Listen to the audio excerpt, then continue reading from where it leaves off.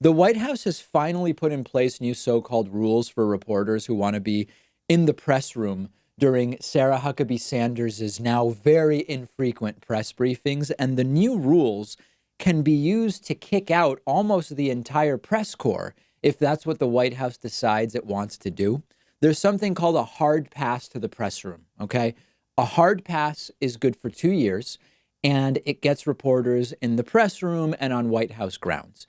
The White House doesn't want as many people to have these 2-year passes because if Joe the reporter or Sally the correspondent ask a question that the White House doesn't like in month one of their hard pass tenure, the White House now needs to deal with this adversarial person that they don't like for 23 more months until their hard pass expires. So what the White House is doing is making it much harder to obtain or to keep those hard passes. They're claiming it's all for security reasons. You'd have to be a moron to believe that that's the case. Because if someone is really a security threat, the Secret Service and the Capitol Police can easily say they need to be removed, even though they have a hard pass because they are a security concern.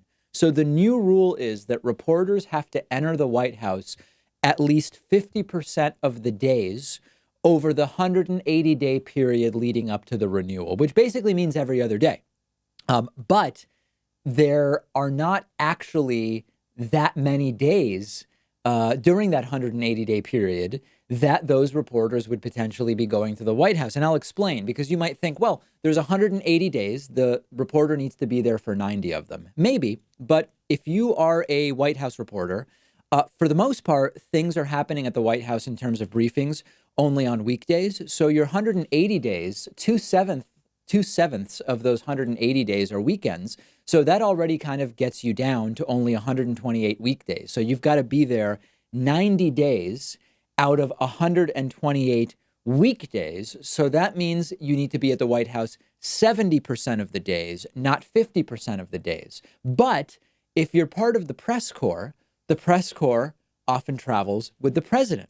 And once you start putting together these multi-day trips, plus some of the even longer ones that the press corps attends, to say that they have to be there 50% of the days ends up working out to a huge majority of all the weekdays that the president is not traveling. And this is a ridiculous requirement.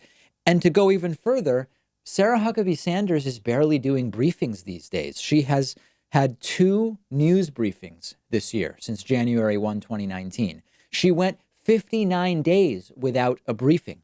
So you're putting in place a requirement for reporters to have to go to the White House on the overwhelming majority of weekdays during which the president is not traveling, even though they're not doing briefings and there's no practical reason to be there, all so that they can say you don't qualify to renew your hard pass. And if you lose your hard pass, you need to either get a daily pass or a weekly pass or try to get a 6-month pass. And right away, you become subject to the political whims of the White House, whether they do or don't like your reporting. CNN's Jim Acosta, sort of a perfect example. The Washington Post's Dana Milbank has had his pass revoked this week, was notified via email, says that there are other reporters, including all 7 of the Washington Post's White House correspondents, and we know that Donald Trump doesn't like the Washington Post politically. So this is obviously politically motivated. It is yet another way in which a Republican administration that says they're for transparency and says they are for all of the BS that the right likes to claim to be for, they are actually one of the most authoritarian anti-media administrations that we've seen. And meanwhile, they continue to launch attacks on the left, claiming it's the left who wants to suppress speech, that it's the left who doesn't want the real hard questions asked, and all of this other nonsense that they're using to bamboozle voters around the country. Extraordinarily heavy-handed anti-media, anti-speech, pro-censorship decisions. And if you believe that this is all about security concerns, I feel sorry for you. I don't know what kind of a fantasy world you're living in that you buy that explanation from the White House. Let me know what you think. I'm on Twitter at @DPakman. The show is on Twitter at David Pakman Show. Follow us both. If you love learning new things, you probably want to check this out. The David Pakman Show today is sponsored by Skillshare, and we're giving you 2 entire months of free access to Skillshare when you click the link underneath this video. Skillshare is a vibrant online learning community offering more than 25,000 video classes on just about anything you can think of. Get better at playing an instrument. Learn to use Photoshop, how to edit videos. They have classes on drawing, painting, business, cooking, nutrition, personal productivity, and I'm not even really scratching the surface. I recently took a great class on introductory watercolor painting.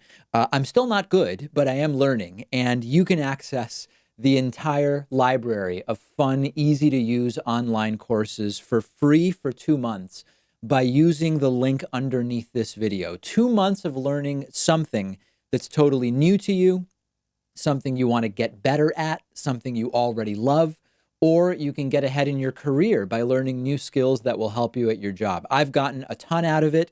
Pat has taken some courses that he's found really valuable, and I think you'll love it too. Get started for free by clicking the link under this video.